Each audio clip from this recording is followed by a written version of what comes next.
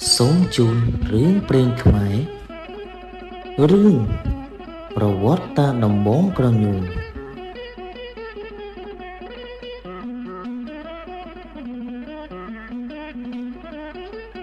កាលពីយូរលង់ណាស់មកហើយនៅលើទឹកដីខ្មែរមានបុរសម្នាក់ឈ្មោះដំបងក្រញូងគាត់ជាមនុស្សកំព្រា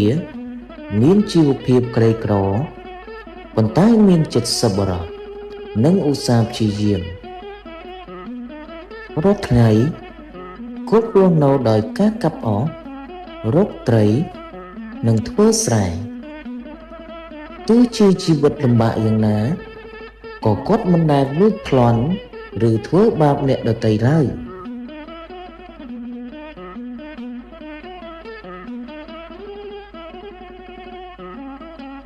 ខណៈពេលដែលដើរចូលក្នុងព្រៃជ្រៅគាត់បានប្រទះឃើញឥសីចាស់ម្នាក់កំពុងឈឺនិងខ្វះអាហារបរិភោគដំបងក្រញូងបានយកបាយនិងទឹករបស់ខ្លួនប្រគល់ឲ្យឥសីដោយមិនស្ទាក់ស្ទើរចិត្តឡើយឥសីមានការរំភើបចិត្តយ៉ាងខ្លាំងហើយបាននិយាយទៅតាដំបងក្រញូងថាកូនមានចិត្តល្អណាស់នេះជារង្វាន់អាត្មានឹងប្រគល់ដំបងឈើក្រញូងវេទមន្តមួយឲ្យកូន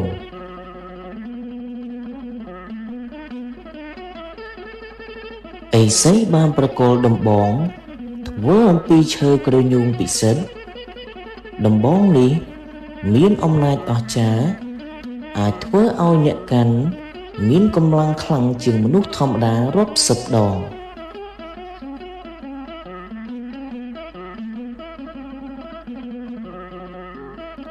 បន្ទាប់ពីទទួលបានដំបងក្រញូងបានសាក់លបងវាគ្រាន់តែគាត់គោះដំបងទៅលើដើមឈើធំមួយដើមឈើនោះក៏ដួលរលំភ្លាមគាត់ភ្ញាក់ផ្អើលយ៉ាងខ្លាំងនេះពិតជាដំបងអស្ចារ្យមែនដំបងក្រញូងប្រើអំណាចនេះដើម្បីជួយអ្នកភូមិកាប់ដើមឈើបង្កើតស្ពាននិងការពារពួកគេពីសត្វសាហាវមនុស្សគ្រប់គ្នាស្រឡាញ់និងគោរពគាត់យ៉ាងខ្លាំង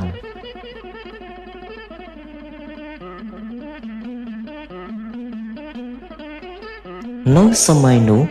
ប្រទេសកំពុងមានព្រះមហាក្សត្រគ្រប់គ្រងប៉ុន្តែព្រះរាជាអំណាចចុះខ្សោយហើយមានអំពើពុករលួយជាច្រើនមន្ត្រីខ្លះធ្វើបាបប្រជាជនកេងប្រវ័ញ្ចពន្ធយ៉ាងធ្ងន់ធ្ងរប្រជាជនជាច្រើនបានមកសុំជំនួយពីដំបងក្រញូងថាតាសូមជួយពួកយើងផងពួកមន្ត្រីកំពុងធ្វើបាបប្រជាជនដំបងក្រញូងខឹងយ៉ាងខ្លាំងគាត់សម្រេចចិត្តប្រមូលអ្នកគាំទ្រនិងប្រយុទ្ធប្រឆាំងនឹងមន្ត្រីទុច្ចរិតទាំងនោះដោយសារតែអំណាចដំបងវេទមន្តគាត់អាចយកឈ្នះទ័ពជាច្រើនដោយងាយស្រួលកិត្តិនាមរបស់គាត់ល្បីសុះសាយពេញនគរនៅទីបំផុតព្រះមហាក្សត្របានបាត់បង់អំណាចប្រជាជនជាច្រើនបានស្នើសុំឲ្យដំបងក្រញូងឡើងគ្រងរាជ្យហើយនិយាយទៅកាន់ដំបងក្រញូងថាមានតែតាប៉ុណ្ណោះដែលអាចនាំសន្តិភាពមកឲ្យប្រទេសបានដំបងក្រញូងយល់ព្រមគាត់ខ្លាចជាស្ដេចថ្មីក្នុងរាជការរបស់គាត់ប្រជាជនរស់នៅដោយសុខសាន្តដីស្រែមានផលល្អនិងការជួញដូររីកចម្រើនប៉ុន្តែគាត់នៅតែពឹងផ្អែកខ្លាំងលើដំបងវេទមន្តពេលនោះមានរាជបុត្រមួយអង្គរស់នៅឆ្ងាយពីរាជធានីតាមទំនាយបុរាណព្រះរាជបុត្រនេះគឺជាអ្នកមានសិទ្ធិស្នងរាជពិតប្រាកដ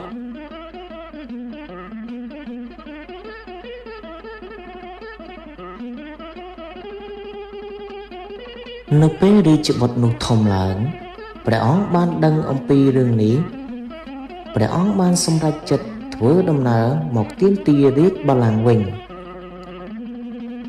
ហើយដំណឹងនេះបានដល់តាដំបងក្រញូង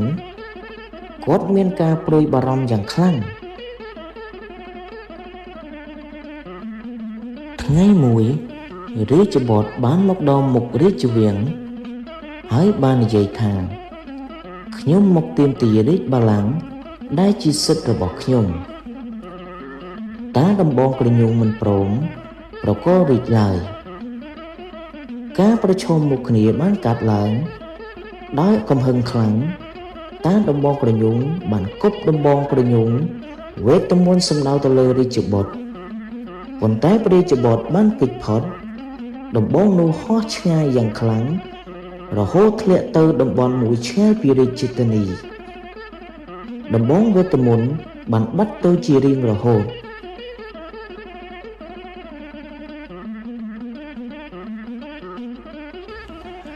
ក្រោយពីដំបងក្រញូង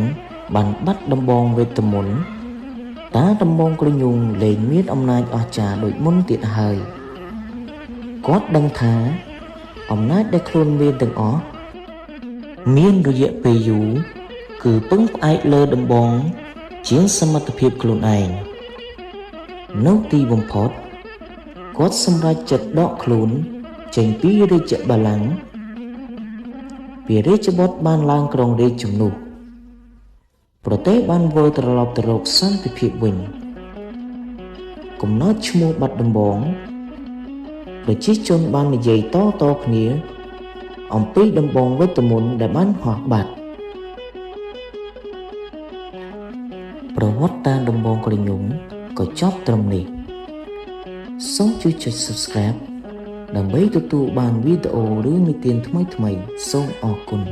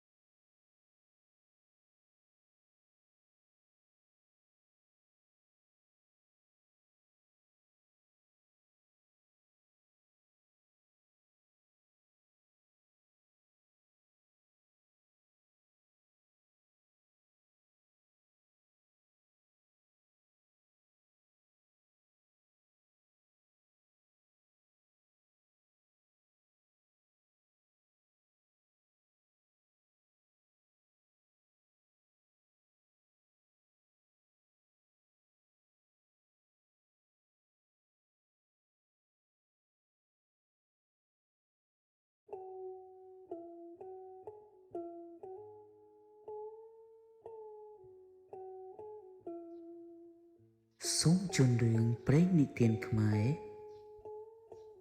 រឿងប្រវត្តិវត្តភ្នំ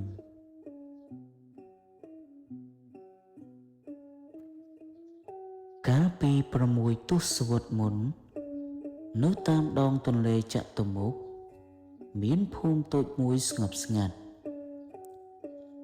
ប្រជាជនរស់នៅដោយការនេសាទដាំដំណាំនិងធ្វើការជួញដូរតាមផ្លូវទឹកនៅក្នុងភូមិនោះមានស្ត្រីមេម៉ាយម្នាក់ឈ្មោះយាយពេញ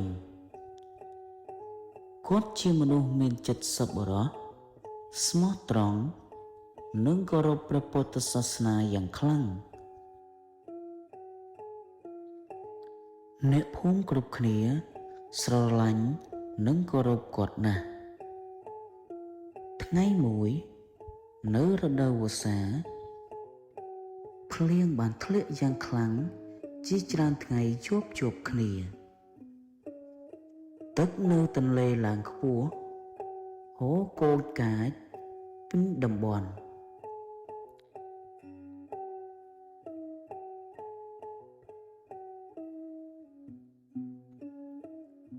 នៅពេលព្រឹកមួយយាយពេញ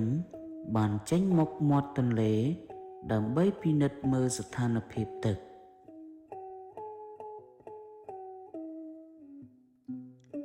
ស្រាប់តែគាត់បានឃើញដើមគគីរធំមួយ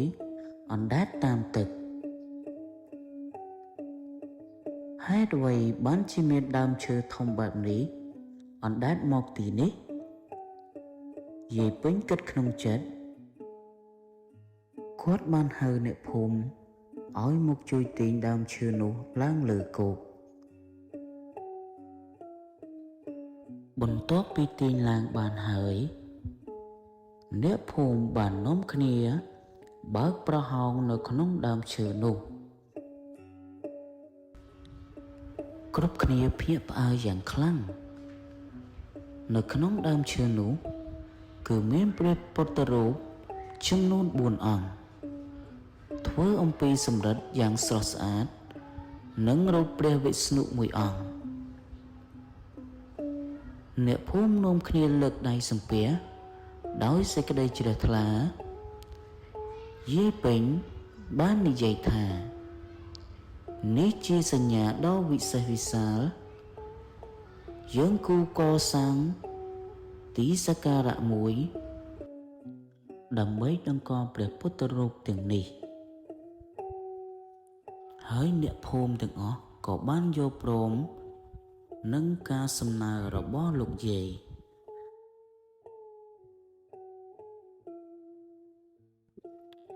ដោយសារតំបន់នោះជាទីទាបយាយពេញបានផ្ដួចផ្ដើមឲ្យអ្នកភូមិនាំគ្នាពូនដីបង្កើតជាភ្នំតូចមួយ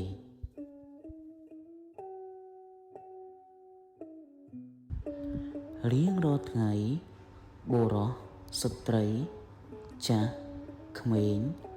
នាំគ្នាដឹកដីដោយអង្រឹងកន្ត្រកនិងរទេះគោ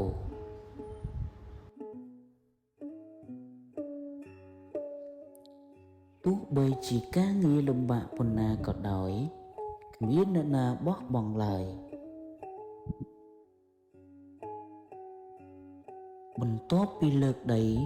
អស់រយៈពេលជាច្រើនខែច្រើនឆ្នាំភ្នំសុបនិមិត្តមួយក៏លេចរូបរាងឡើងនៅលើកំពូលភ្នំនោះពួកគេបានសាងសង់ខ្ទមតូចមួយសម្រាប់តម្កល់ព្រះពុទ្ធរូបពេលសាងសង់រួចប្រជាជនបាននាំគ្នាប្រារព្ធពិធីយ៉ាងអធិកអធមសំឡេងសូត្រធម៌លាន់ឮពេញភូមិដំណឹងអំពីភ្នំសុបនិមិត្តនិងព្រះពុទ្ធរូបដ៏អស្ចារ្យបានល្បីសុសសាយទៅគ្រប់ទិសទីធ្វើឲ្យអ្នកដំណើរពាណិជ្ជកម្មនិងពុទ្ធបរិស័ទជាច្រើន បានមកគោរពបូជាមនុស្សជាច្រើនបានហៅទីនោះថាភ្នំរបស់យាយពេញក្រោយមកคล้ายទៅជាភ្នំពេញហើយនៅទីបំផុតបានคล้ายទៅជាភ្នំពេញដែលជាឈ្មោះរាជធានីដ៏សំខាន់របស់ប្រទេសកម្ពុជា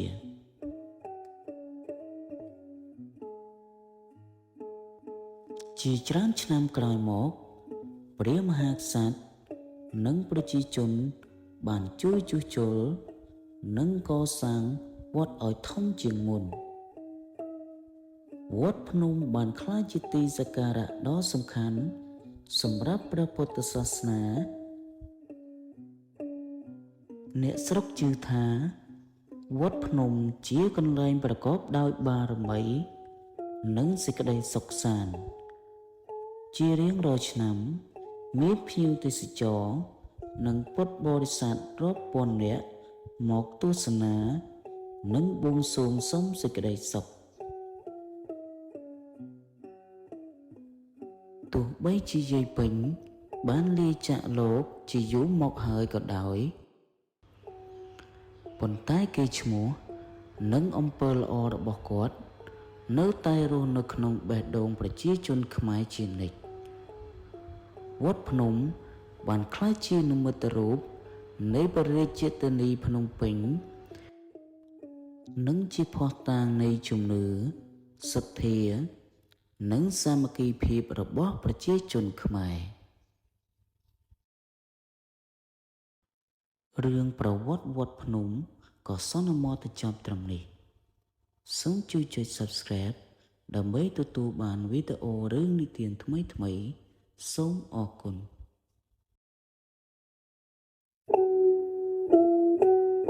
ប្រជុំរឿងព្រៃខ្មែរភាគ1រឿងបុរសពីរនាក់នៅផ្ទះជិតគ្នាកាលពីព្រៃនេះមានមនុស្សពីរនាក់នៅផ្ទះជិតគ្នាថ្ងៃមួយចៅទាំងពីរនាក់នោះបបួលគ្នាទៅដាក់អន្ទាក់សត្វបបួលគ្នាហើយដល់ថ្ងៃរសៀលកងភ្នំក៏នាំគ្នាចេញដើរទៅលុះដល់ព្រៃជាកន្លែងដាក់អន្ទាក់អ្នកមួយថាខ្ញុំនឹងដាក់នៅគល់ឈើនេះត្បិតឈើនេះមានផ្លែយប់សត្វចំណាំតែមកស៊ីផ្លែឈើនេះអ្នកមួយទៀតឆ្លើយថាខ្ញុំក៏ដាក់កន្លែងនឹងដែរប៉ុន្តែឥឡូវបើអ្នកដាក់នៅគល់ឈើមានតែខ្ញុំដាក់នៅលើចុងឈើរួចយើងចាំមើលព្រឹកឡើងរបស់អ្នកណាជួបសឹមដឹងនិយាយគ្នារួចហើយម្នាក់ដាក់នៅគល់ឈើម្នាក់ដាក់នៅចុងឈើស្រេចហើយវិលមកផ្ទះវិញលាគ្នាទៅផ្ទះរៀងខ្លួនឯអ្នកដាក់អន្ទាក់នៅលើចុងឈើនោះលុះវិលមកដល់ផ្ទះហើយយប់នោះគិតគ្នាពីរនាក់ប្តីប្រពន្ធថាតាំងពីដូនតាមកមិនដែលឮថាអ្នកណាដាក់អន្ទាក់លើចុងឈើឲ្យជាប់សត្វជើង4ដែលដើរនៅលើដីទេឥឡូវនេះអញដាក់នៅលើចុងឈើតើធ្វើម្ដេចនឹងបានសត្វដូច្នេះត្រូវអញរកនឹកពេលមន់រងាវទៅមើល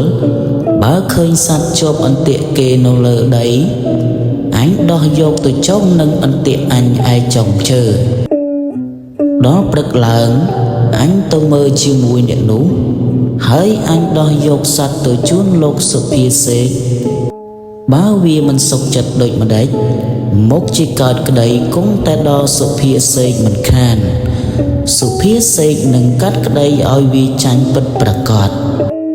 ប្តីប្រពន្ធគិតគ្នាហើយក៏ដេកលក់ទៅដល់មុនរងាវរលឹកពីដេកលុបមកស៊ីស្លាហើយចេញពីផ្ទះដើរដល់អន្ទាក់បានឃើញអន្ទាក់នៅលើដីជាប់ក្តានមួយក៏ដោះយកឡើងទៅចងនឹងអន្ទាក់របស់ខ្លួនរួចដំឡើងអន្ទាក់នៅដីដូចដើមក៏ប្រញាប់វិលមកផ្ទះវិញលុះព្រឹកប្រហៀមស្រាងឡើង Nĩa môi để đã ăn tiện nợ đầy mọc srách hào oi tơ mơ ăn tiện Nĩa muối chai thả công rồ liền thuây ăn tiện khnhóm mình sân khẩm tê tự bắt nơ lời trong chữ cánh tay ăn tiện nâu lợ đầy nụ nhóm mình hiền thả bà ban chạy khnia xì phong biết ní chỉ biết châm oi nét mùi tiệp tự bắt đăng ca môn hỡi nét tăng pi ní dây khnia hơi chóc pi tía đá tranh tàu lúc đau tớ đo mình khơi ăn tiện nó lơ đầy chuột sát khơi tay ăn tiện nó lơ trong chơi chuột quỳnh cháu đã chia mà cha ăn tiện nó lơ trong chờ thà nó mở cho nhóm mình chưa nhóm tha nhóm đã nó cồn ói đã nó trong ấy lâu mơ rồi bỏ để na chuột hết hãy lang tớ đo dọc sạch cho một nón khnia vợ bỏ một tiền có lý khnia tớ tì liền luôn ai cháu đại ban cái đàn có bình nhập dọc tớ chun sự phía xế hỡi trong liệp thà nhóm hai nâng cháu mùi nú tớ đã ăn tiện phòng khnia nhóm đã nơi trong chữ niệm mua nụ đã nơi cổ chữ nhóm này chỉ mà nụ viết cái đấy ní cũng tay một đò lột được này tám đại lột mê tà rốt xích cái đây dần ná ỏi tay cái đây nhóm chém viết nhóm nâng đừng côn lột to từ mục số phía xế bán sạch cái đàn hỡi chlai thả anh tô rốt xla mà lù một ỏi chạp ỏi tuần bật ni báo vi mọc đằng anh bông cọp anh chẳng đài báo vi mọc bằng tuần anh nâng cắt cái đây ỏi vì chẳng đói nghỉ bởi nhập tới cho ai nè đã ăn tiện lỡ côn chữ lũ mọc đọc tiện vĩnh đừng ham tôi đừng ham thông mình sọc chết có dốt xích đây tôi bắt đăng sự phía xê có bông cọp xích đây đôi bông cọp chào môn lũ bật lớn nét đã ăn tiện lời trong chữ có một dọc ê văn tập đòi môn ai nè đã ăn tiện nó lờ đầy đói khôn trên nè cò lồng bạc tạo giá đã rốc tên ê văn bùng bàn bùng tuấn thấy cạnh khôn tràn kê hỡi kê một dốc tổ phong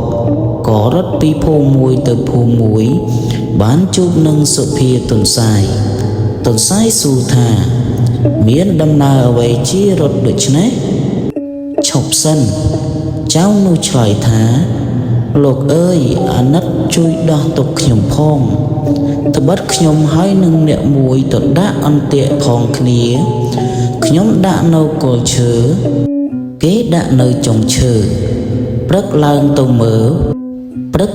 mở bùng khơi ăn tiện nâu đầy chộp sát khơi tay ăn tiện nâu trồng chớ chóp cả đàn mùi nhóm miên xây cái đây mình sụp chết có ban chốc xây cái đây ni tụ đấng sụp phía xê kệt thả nè nai chốc ê văn từ đòi muốn nè nụ nè hết ní bán chiếc nhom thấy ấy lâu kê từ đòi muốn nhom hơi đối nè tám tay lộc ăn được nhom phong sụp phía tuần sai trời thả mà hơi còn phải chấm ngay rồi xìu nhóm nâng ngọn tờ trong nó có ổ lúc đó rồi xìu sụp phía tôn sai tờ đọc tiền sụp phía xì sải sụ thả đôi mà nách có dù mà lấy cái đấy tranh kỳ hơi sụp phía tôn sai lại thả dưỡng khiông ban chỉ dù ní vì bố alai ta mơ trì cảnh há lang si slak ampel số phía xây thả tí chỉ đôn chỉ ta một không biết na đã khởi đã lưu tha trì cảnh lang si ampel thực tế số phía tôn sai lại thả tí chỉ đôn chỉ ta mái pi âu bằng cát một nó ná đã khởi đã lưu tha on tiện nợ đây mình chộp sát tôi chốt ai ân tiện nó lừa trong trường quỳnh hỡi sát trường buồn phòng đã lưu tế ó nẹ sọc ពេលនោះសុភាសេកស្ងៀមពុំហ៊ានស្ដីតបតទៅទៀតសុភាទន្សាយក៏កាត់សេចក្តីឲ្យចៅដែលដាក់អន្ទាក់នៅលើដីឈ្នះឯសុភាសេកដែលអង្គុយធ្វើជាសុភានោះក៏ខ្មាស់ដោយសារខ្លួនជាអ្នកល្មមជំនួសសាច់ក្តាន់ក៏ស្ងៀមបែរមុខខ្ទប់ទៅខាងជញ្ជាំងដូចឆ្មាលបកណ្ដុររឿងបុរសពីរនាក់នៅផ្ទះជិតគ្នាក៏ចប់ត្រឹមនេះសូមអរគុណ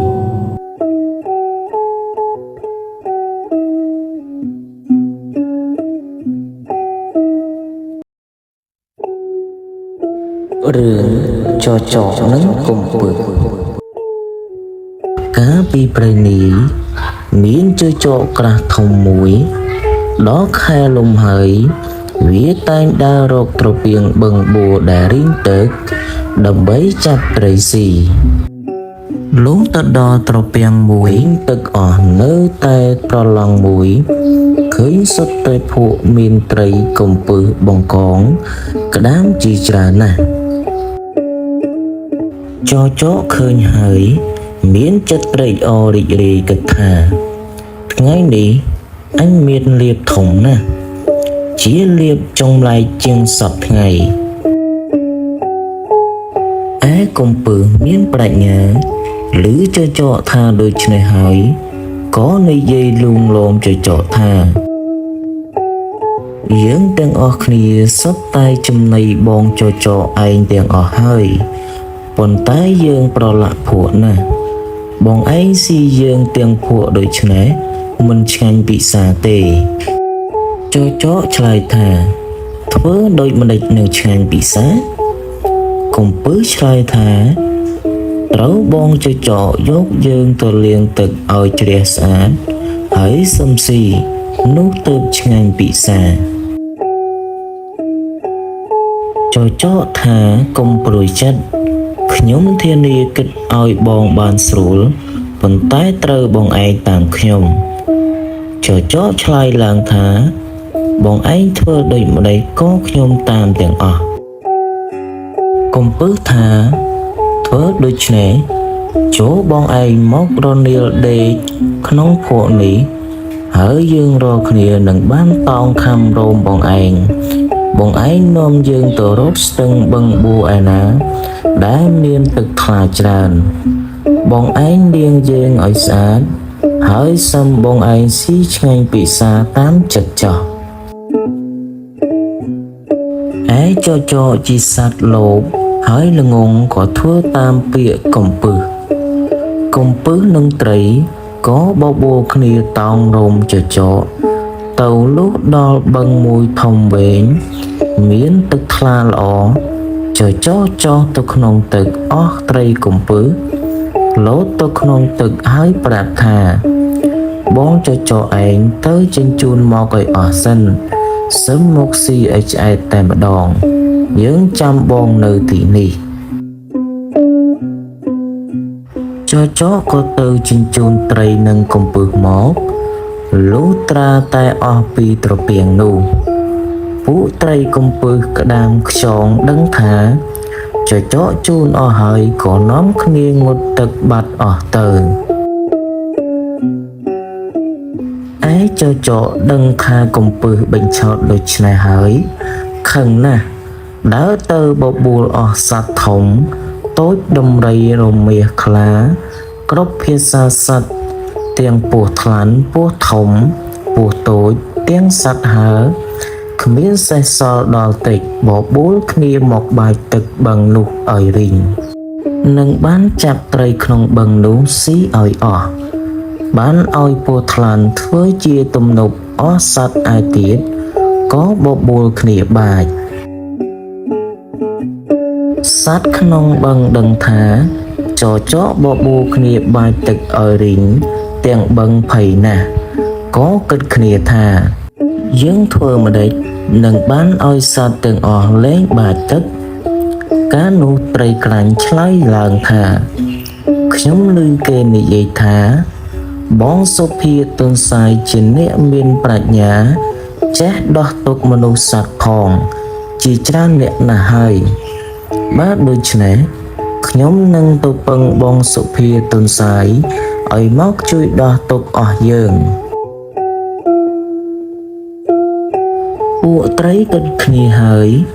ក៏ប្រើត្រីក្រាញ់ទៅអញ្ជើញសុភាទុនសាយត្រីក្រាញ់ប្រឹងននាទៅលុះដល់ត្រូវថ្ងៃក៏ក្លៀមស្រកាអស់ដល់យប់សុភាទុនសាយចេញមករកស៊ី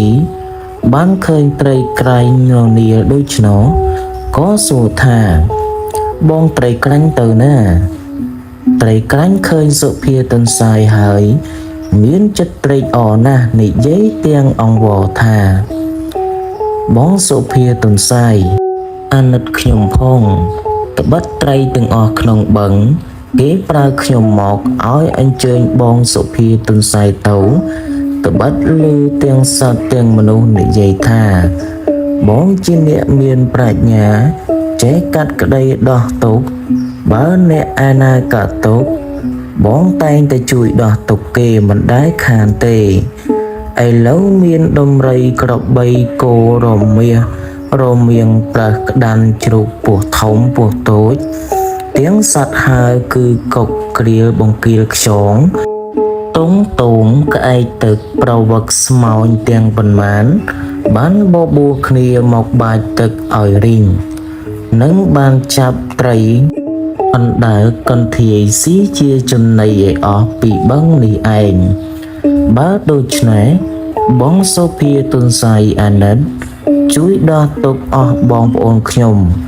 ឲ្យបានរួចពីភ័យនេះម្ដងនិងបានល្បីគេឈ្មោះតទៅអស់យើងនឹងតបគុណបងសុភាទុនសាយឯង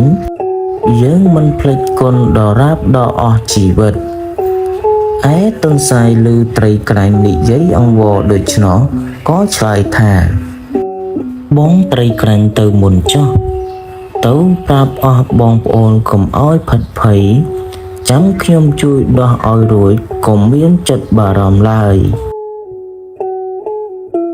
ត្រីក្រាញ់ក៏ត្រឡប់ទៅវិញឯទុនសាយលុះព្រឹកប្រហៀមឡើងទៅមាត់បឹងហើយឃើញអស់សត្វកំពុងបាចទឹកក៏យកស្លឹកឈើដែលដង្កូវស៊ីធ្លុះមកធ្វើជាសម្បុត្រ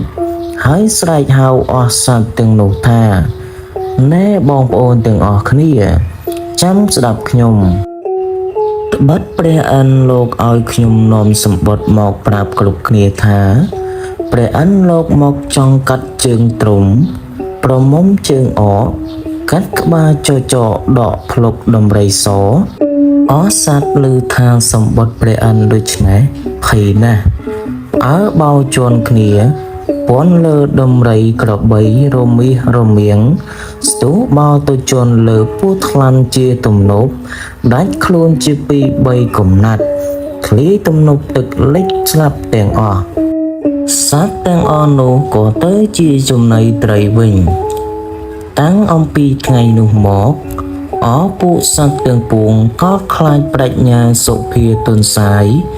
ទុកសុភាទុនសាយជាគ្រូបាអាចារ្យទាំងអស់រឿងចចកនិងកំពឹសក៏ចប់ត្រឹមនេះសូមអរគុណ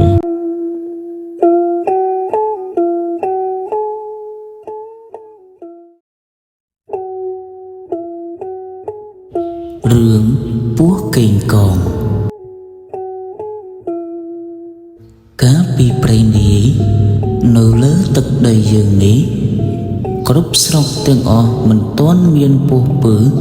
និងពស់ឥតមានពឹសមានតែពស់កេងកងមាននិទានថាកាលដើមឡើយមានមនុស្សពីរនាក់ប្តីប្រពន្ធឈ្មោះនាងនីមានកូនស្រីមួយឈ្មោះនាងអេតប្តីនោះទៅជួញអង្កាំបាត់ជាយូរអង្វែងថ្ងៃមួយអស់បងប្អូនជិតខាងគេបបួលគ្នាទៅរកអស់ឯនាងនេះឮគេបបួលគ្នាក៏ទៅជាមួយនឹងគេដែរ យកនាងអេតជាកូនទៅផងលីដឹងចូលព្រៃក៏បានឃើញអស់មួយធំនាងនេះយកដឹងពុះអស់លុះពុះយូរបន្តិចទៅដឹងក៏រង្គោះធ្លាក់ចូលទៅក្នុងរន្ធពោះនាងនេះមើលទៅឃើញដឹងនឹងពស់កេងកងក៏និយាយនឹងពស់នោះឲ្យហុចដឹងឲ្យឯពស់កេងកងឆ្លើយឡើងថាបើនាងឯងឲ្យអញធ្វើប្រពន្ធអញទើបអញឲ្យដឹងបើនាងឯងមិនដោយអញមិនធ្វើជាប្រពន្ធអញនោះអញមិនឲ្យដឹងទេនាងនេះឮពស់កេងកងថាដូច្នេះហើយហេតុតែជាស្រីខូចក៏ទទួលព្រមថាលែងតែឲ្យអ្នកដឹងមកខ្ញុំចុះចាំល្ងាចសឹងខ្ញុំឲ្យមេអេតមកហៅពស់កេងកងឮនាងនេះថាដូច្នោះក៏ឲ្យដឹងមកនាងនេះផ្ដាំថាដល់ល្ងាចសឹមឲ្យមេអេតមកហៅមេអេតជាកូនឲ្យទៅហៅពស់កេងកងនាងអេតទៅដល់ឈរនៅមាត់រន្ធពស់ហៅថាពស់កេងកងអើយនាងនេះឲ្យហៅឯពស់កេងកងឮហើយលូនចេញមកនាងអេតឃើញពស់ក៏ភ័យខ្លាចព្រឺស្រើបអស់ទាំងខ្លួនប៉ុន្តែខ្លាចម្ដាយព្រោះម្ដាយប្រើមកក៏ខំខំមាត់សង្កត់ចិត្តនាំពស់ទៅផ្ទះ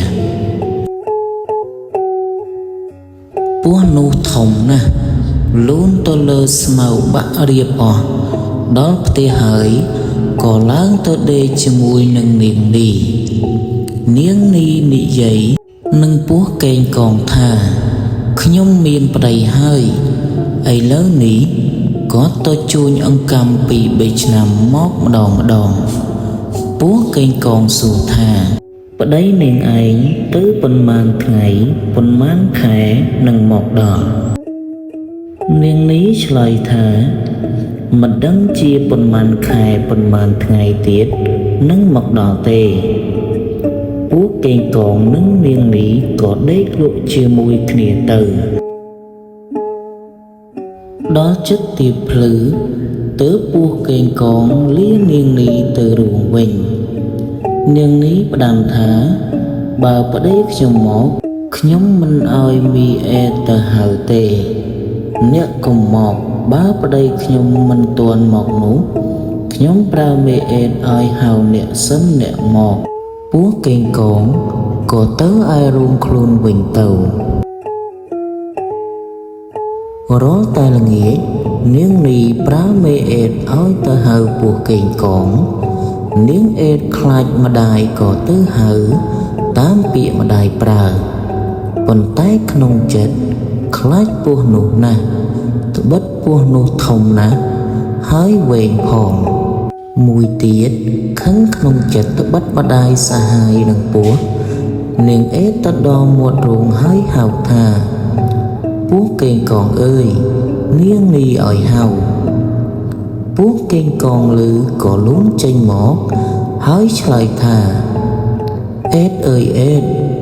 ថាអញមិនទៅឪពុកអេតនៅកាត់ក្បាលអញនាងអេតឆ្លើយថា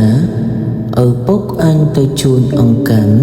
2-3ឆ្នាំមិនទាន់មកដល់ពស់កេងកងឮនាងអេតប្រាប់ដូច្នេះក៏លូនចេញអំពីរន្ធមកហើយចេះតែទៅមកតែសពថ្ងៃនាងនេះសហាយនឹងពស់កេងកងទាល់តែផើមលុះយូរបន្តិចទៅប្តីនាងនេះមកពីជួញអង្កាំវិញឃើញនាងនេះពស់ធំនឹកសង្ស័យក៏សួរនាងអេតជាកូននាងអេតប្រាប់ឪពុកវាថាម៉ែគាត់សហាយនឹងពស់កេងកងតែវេលាប្រឡប់កាលណាឲ្យខ្ញុំទៅហៅតែសប្តាហ៍ថ្ងៃ ពុកលឺនាងអេតប្រាប់ដូច្នោះក៏និយាយនឹងនាងអេតថាដល់ល្ងាចហងឯងទៅហៅពស់នោះមកទៀតអញចាំកាត់ក្បាលវានៅមាត់ទ្វារហើយហងឯងកុំឲ្យម្ដាយហងឯងដឹងឯនាងអេត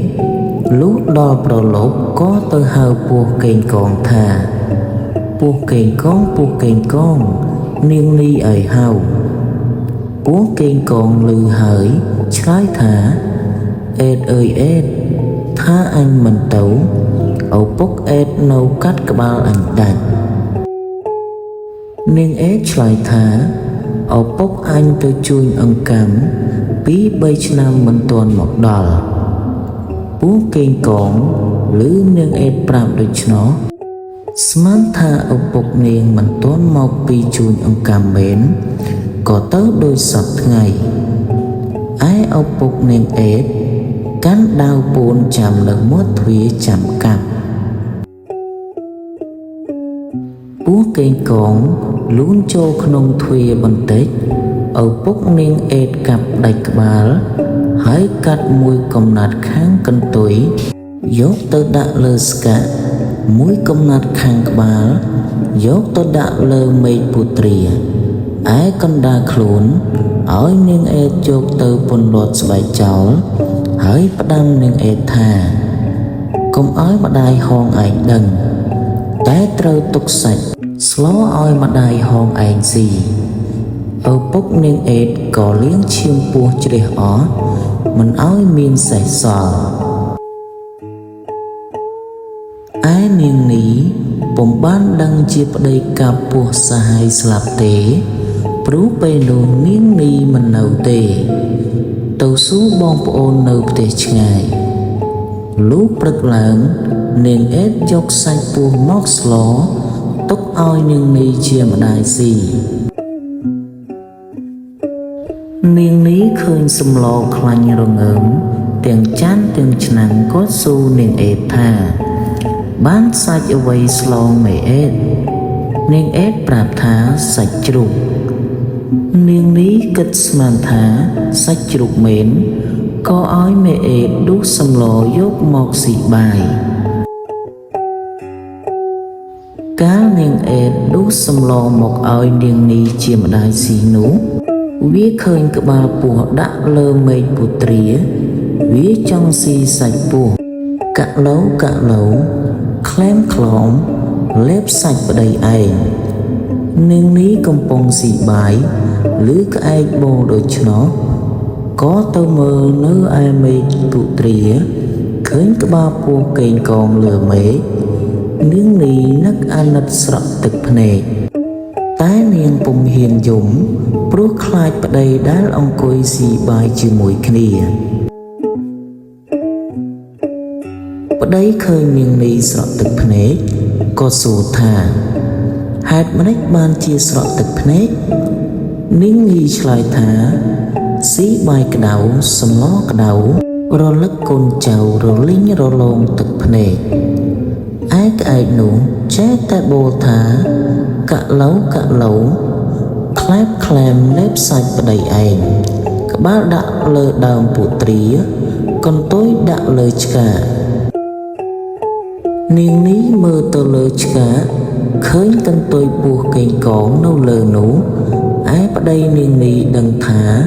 ប្រពន្ធសាហាយនឹងពស់កេងកងពិតប្រាកដហើយក៏នឹកភ្នាក់ក្នុងចិត្តខឹងចង់សម្លាប់នាងនេះប៉ុន្តែធ្វើឲ្យនាងនេះដឹងខ្លួនដល់នាងនេះផើមចាស់តីចិត្តនឹងសម្រាលប្តីបបួលទៅកក់សក់នៅមាត់បឹងលុះដើរទៅដល់មាត់បឹងប្រាប់ប្រពន្ធថាទៅទៀតឲ្យឆ្ងាយពីស្រុកគេយើងនឹងកក់សក់លេងឲ្យសប្បាយតែ2នាក់ម្ដងនាងនេះមិនដឹងខ្លួនឯងថាប្តីសម្លាប់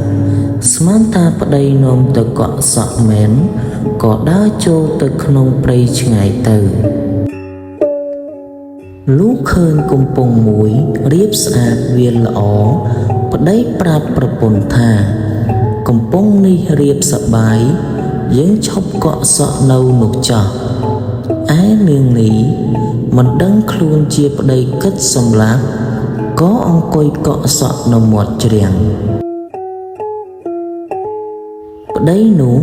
ក៏ហូតដាវកាប់នាងនេះពីក្រៅខ្នងមិនឲ្យដឹងខ្លួនដាច់ពាក់កណ្ដាលខ្លួនស្លាប់ទៅពេលនោះឃើញសត្វតែកូនពស់លូនចេញអំពីពោះនាងនេះមកប្តីនាងក៏នឹងកាប់កូនពស់នឹងដាវខ្លះកាប់មិនទាន់ក៏លូនចូលទៅក្នុងក្រហែងដីខ្លះមុជក្នុងទឹកខ្លះចូលទៅក្នុងព្រៃព្រោះហេតុនេះបានជាមានពស់ច្រើនបែបច្រើនយ៉ាងមកដល់ឥឡូវនេះរឿងពស់កេងកងក៏ចប់ត្រឹមនេះសូមជួយចុច Subscribe និងដាក់រូបកណ្ដឹងដើម្បីទទួលបានវីដេអូរឿងនិទានថ្មីៗសូមអរគុណ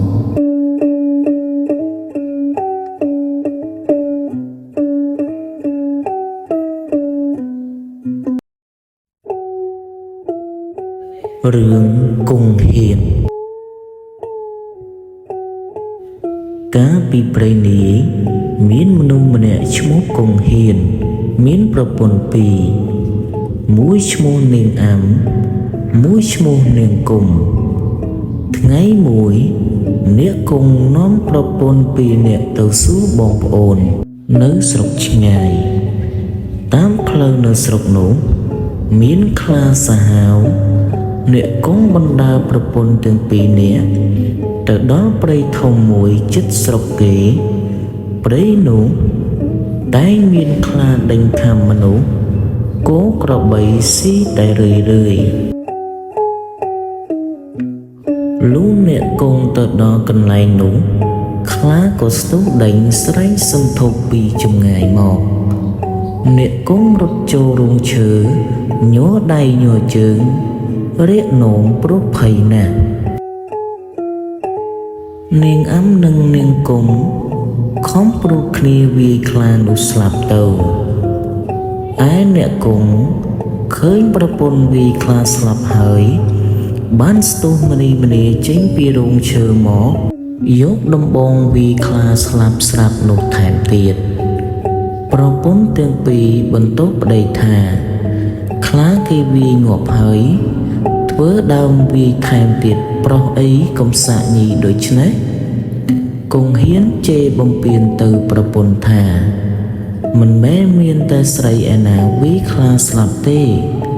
មានតែមនុស្សប្រុសទើបហ៊ានវាយខ្លាទាល់តែស្លាប់ហើយអ្នកគង់ក៏បានបោចវល់ចងខ្លានោះនាំប្រពន្ធសែងចូលទៅក្នុងស្រុកអនអ្នកស្រុកឃើញអ្នកគង់សែងខ្លាមកគេបបួលគ្នាទៅមើលពាសពេញហើយគេសួរថាអ្នកឯងធ្វើដូចម្តេចបានជាបានខ្លានេះត្បិតខ្លានេះសាហាវណាស់វាតែងតែខាំមនុស្សម្នាក្របីគោស៊ីច្រើនណាស់ប្រពន្ធអ្នកគង់ក៏និយាយប្រាប់អ្នកស្រុកថាអ្នកគង់គាត់ឃើញខ្លាវាបលមករត់ចូលទៅក្នុងរោងឈើខ្ញុំពីរអ្នកស្រីព្រួតវាយខ្លាទាល់តែស្លាប់អ្នកគង់ឮប្រពន្ធនិយាយប្រាប់គេដូច្នោះក៏បញ្ចោលរំលោភទៅលើប្រពន្ធថាមិនមែនមានតែស្រីខ្លាំងពូកែហ៊ានវាយខ្លាស្លាប់ទេមានតែប្រុសទើបខ្លាំងពូកែហ៊ានវាយខ្លាឲ្យស្លាប់បានអ្នកគង់ក៏អួតប្រាប់អ្នកស្រុកថាកាលដែលខ្លាវាស្ទុះមកនឹងខំដូច្នេះខ្ញុំដាក់ស្នៀតគុណដូច្នេះបានជាវាយវាបានហើយអ្នកគង់ធ្វើជាលោតគុណវាយខ្លាឲ្យអ្នកស្រុកមើលឯអស់អ្នកស្រុកក៏ខ្លាចអ្នកគង់រាល់គ្នា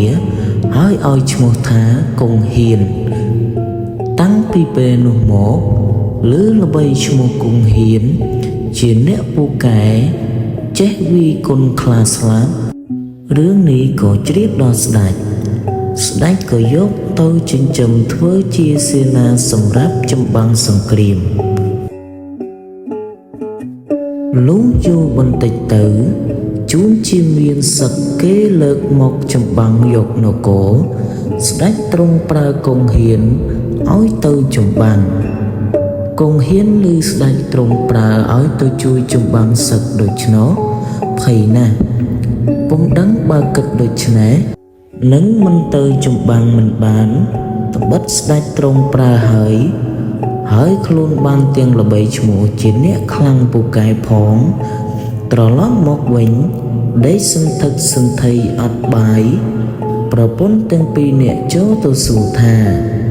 ម្ដេចបានជាអ្នកដេកអត់បាយដូច្នេះ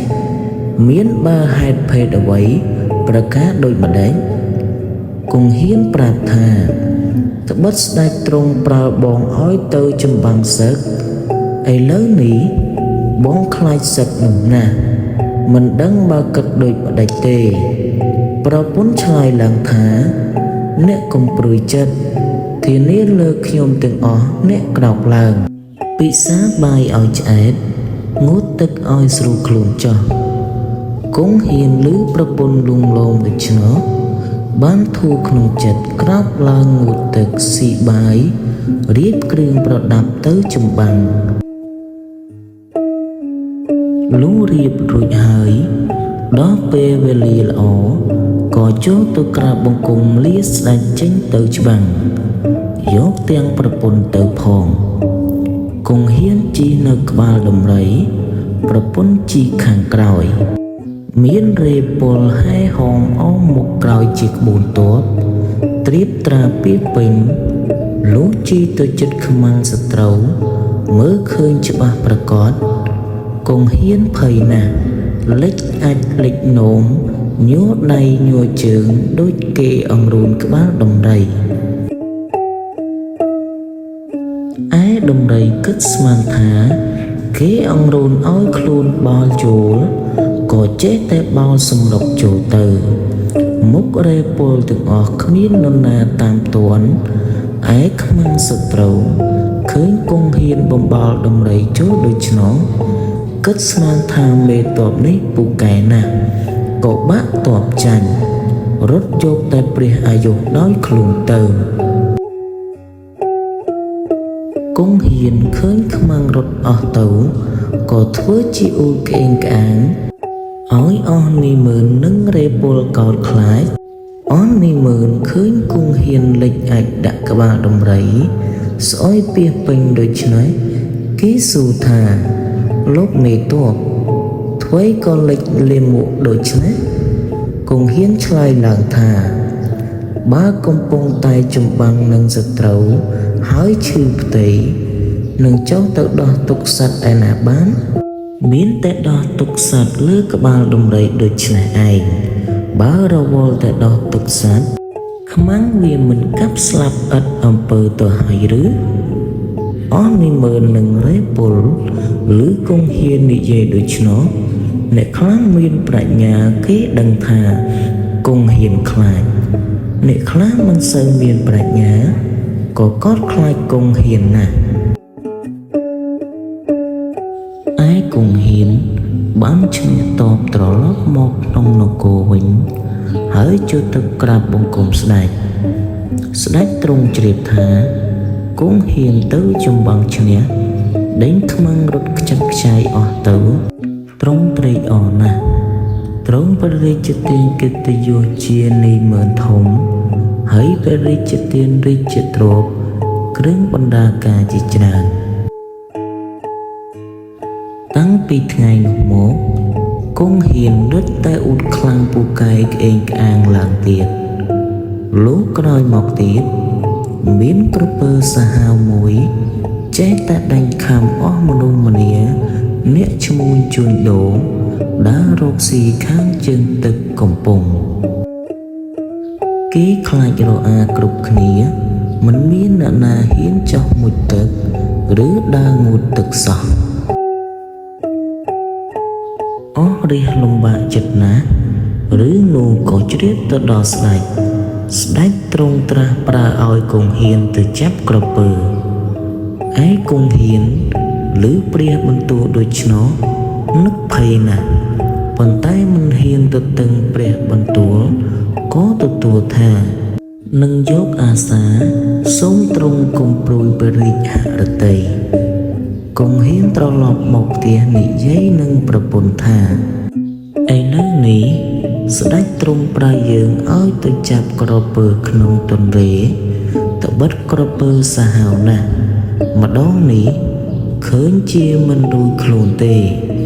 មុខជាក្រពើខំស្លាប់មិនខានពីមុននៅលើគោកគ្រាន់នឹងមើលទៅឃើញឥឡូវនេះនៅក្នុងទឹកធ្វើដូចមិននឹងកិច្ចរួចប៉ុន្តែស្ដេចទ្រង់ប្រើហើយនឹងមិនទៅក៏មិនបានបើដូច្នេះមានតែទៅលោតទឹកឲ្យក្រពើខំស្លាប់តែម្ដងទៅ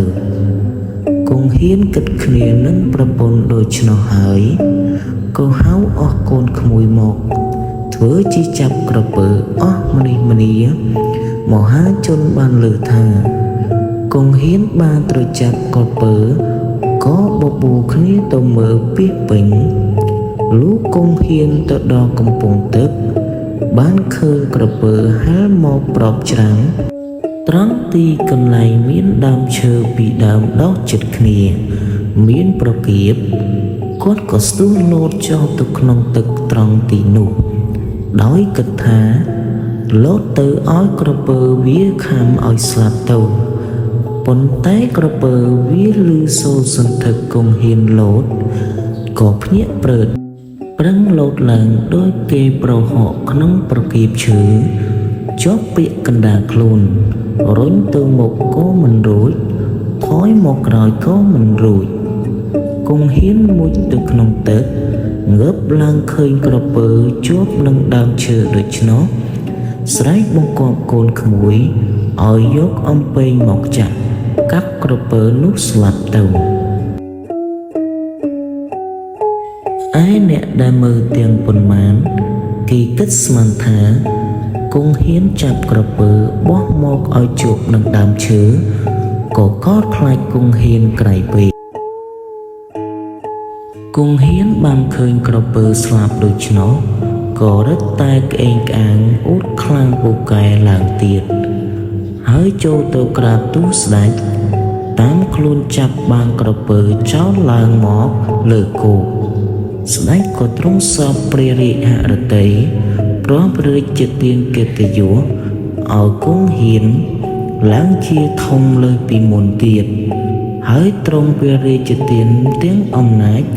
ទាំងរង្វាន់ជាច្រើនសំណាប់យោងដីស្រីយោងប្រុសរឿងគង់ហ៊ានក៏ចប់ត្រឹមនេះ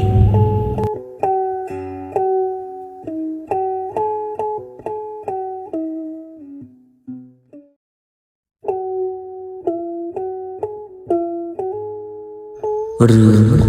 មីជាស្រីកាលពីព្រេងនាយមានបុរសម្នាក់មានប្រពន្ធនៅជាមួយគ្នាតែពុំមានកូន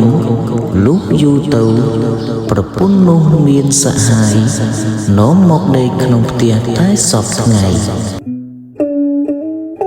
ងៃមួយប្តីទៅជីកដំឡូងក្នុងព្រៃដល់ថ្ងៃក្តៅចូលទៅអាស្រ័យនៅខ្ទមអ្នកតាមួយប្រពន្ធរៀបចំអីវ៉ាន់ទៅបន់អ្នកតានោះឲ្យទៅធ្វើប្តីឲ្យស្លាប់នឹងយកសហាយធ្វើប្តីរៀបស្រេចហើយក៏យកអីវ៉ាន់នោះដើរចូលទៅក្នុងខ្ទមអ្នកតានោះប្តីឃើញប្រពន្ធដើរចូលទៅខ្ទមអ្នកតាក៏នឹកឆ្ងល់ថាប្រពន្ធអញវាមករកអ្វីក្នុងខ្ទមអ្នកតានេះគិតហើយក៏ចូលទៅពួនក្រោយខ្ទមអ្នកតាលបស្ដាប់ប្រពន្ធឯប្រពន្ធក៏ចូលទៅអុជធូបទៀនហើយបន់អ្នកតាថាខ្ញុំមិនចង់យកប្តីខ្ញុំទេខ្ញុំយកប្តីទៀតសូមអ្នកតាកាច់ប្តីខ្ញុំឲ្យស្លាប់ទៅខ្ញុំនឹងថ្វាយជ្រូកមួយប្តីឮដូច្នោះក៏ឆ្លើយឡើងពីក្រោយខ្នងអ្នកតា បើនាងមានសហាយហើយបើចង់ឲ្យកាច់ប្តីនាងឯងឲ្យស្លាប់នោះងាយទេវិលទៅផ្ទះវិញត្រូវរកមន្តក្រាបទាំងមេទាំងពងមួយសម្បុក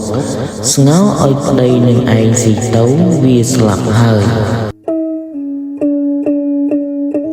មេនោះឮដូច្នោះ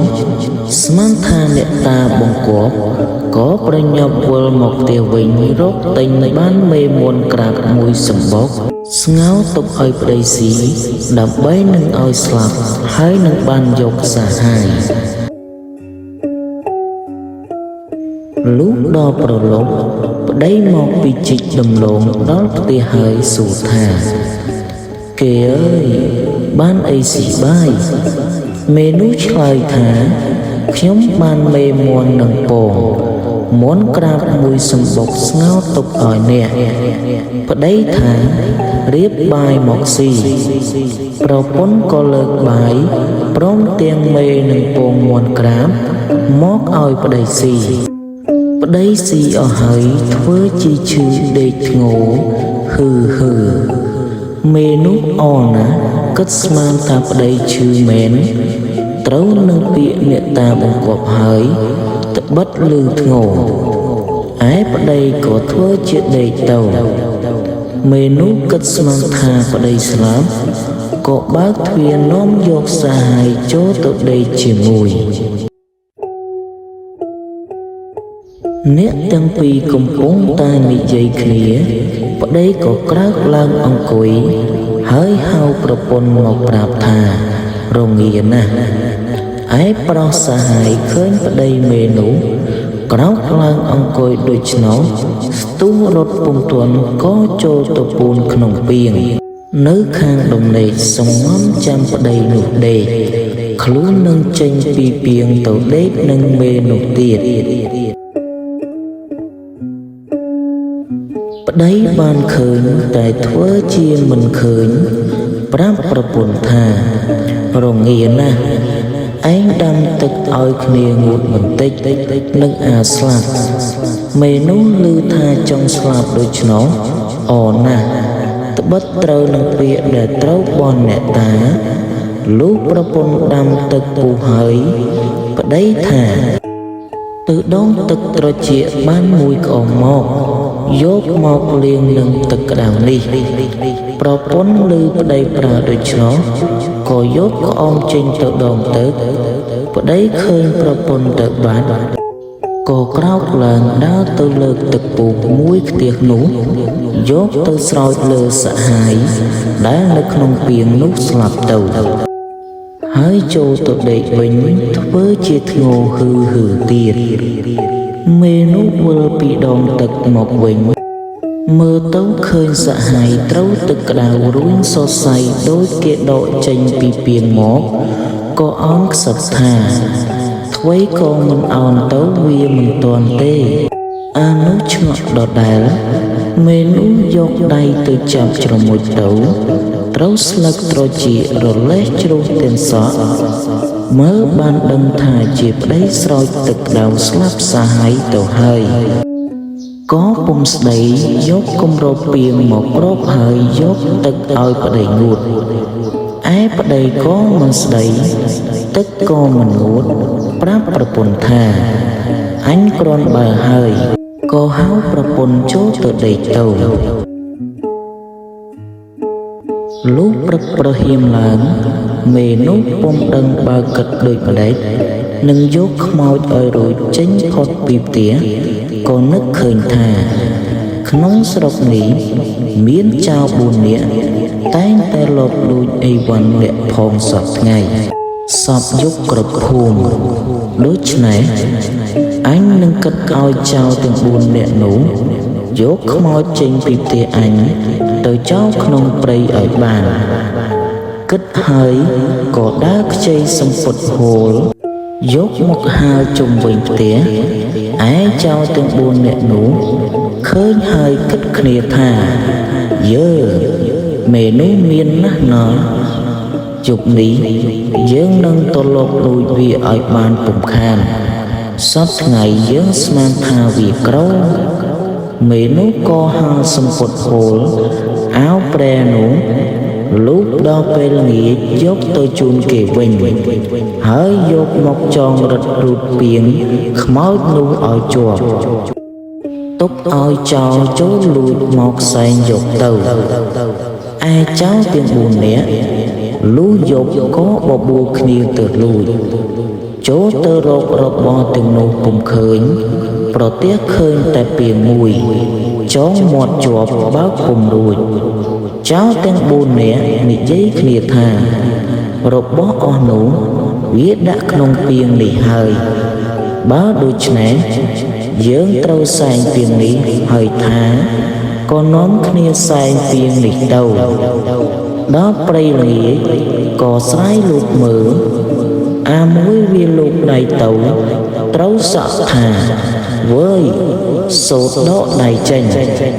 អាមួយលោកដៃទៅត្រូវស្លឹកត្រចៀកត្រូវភ្នែកច្រមុះស្រែកថាវើយខ្មោចទេអាមួយមិនជឿលោកដៃទៀតត្រូវដើមទ្រូងដឹងថាខ្មោចមែនក៏ស្ទុះរត់ចោលហើយខឹងណាស់ថាត្បិតមេនោះបញ្ឆោតឲ្យសែងខ្មោចចោលបានចោលទាំង4នាក់គិតគ្នាថាយើងខ្លំមើលមេនោះបើឃើញវាដើរទៅណាតែម្នាក់ឯងត្រូវគ្នាយើងចំរោមចាប់វាវាយឲ្យវារៀងកុំឲ្យវាបញ្ឆោតយើងទៀតជូនជាថ្ងៃមួយមេនោះចង់ទៅកំពង់រកទិញអីវ៉ាន់ត្បិតមានសំពៅទៅនឹងមកដល់ពីស្រុកក្រៅមេនោះដើរដល់កណ្ដាលផ្លូវក៏ជួបនឹងចោរទាំង4នាក់នោះចោរឃើញក៏នាំគ្នាព្រួតចាប់នឹងវាហើយជេរពីរឿងដែលវាបញ្ឆោតមេនោះឆ្លើយថាណាហើយអ្នកបើអ្នកវាយខ្ញុំក៏ឥតប្រយោជន៍ដែរត្បិតខ្ញុំទៅទាបប្រាក់ពីនាយសំពៅដូច្នេះចូលមកអញ្ជើញទៅនឹងខ្ញុំទាបប្រាក់បានចែកគ្នាចាយលេងចោរទាំង4នាក់ឮថាវាទៅទាបប្រាក់ដូច្នោះ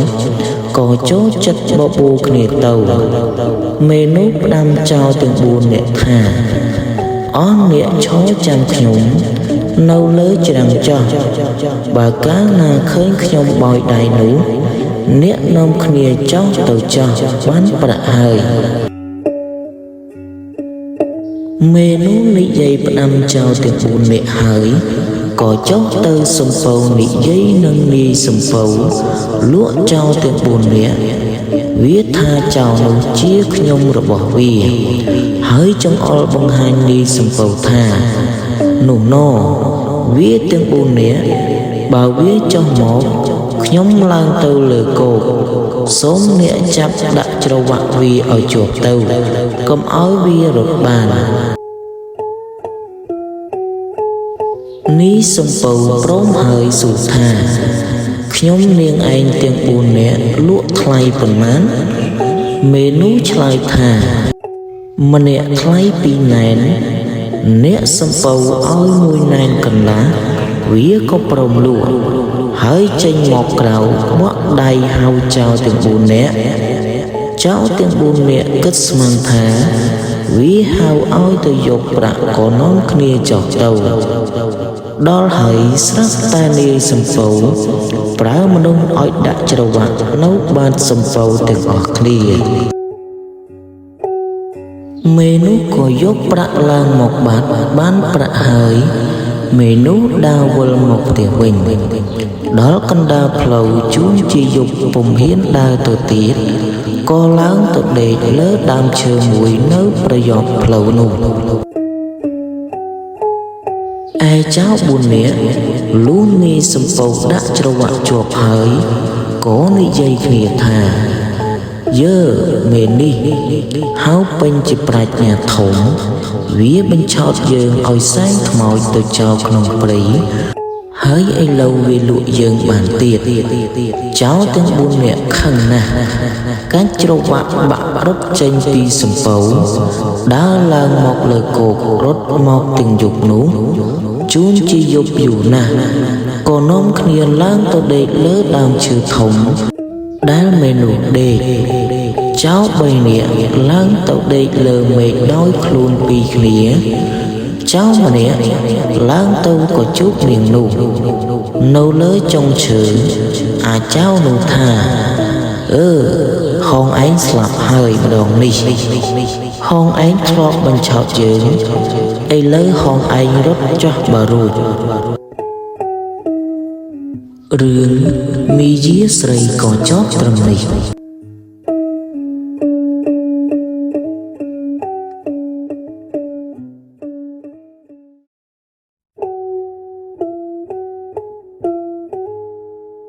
រឿង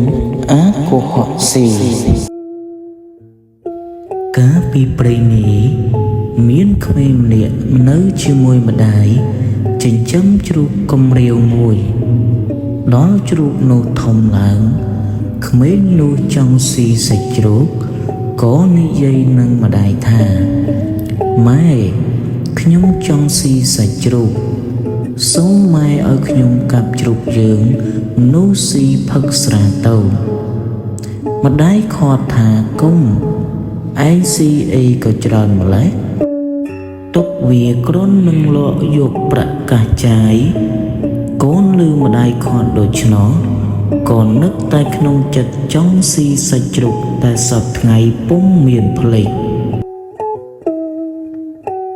មានកាលថ្ងៃមួយ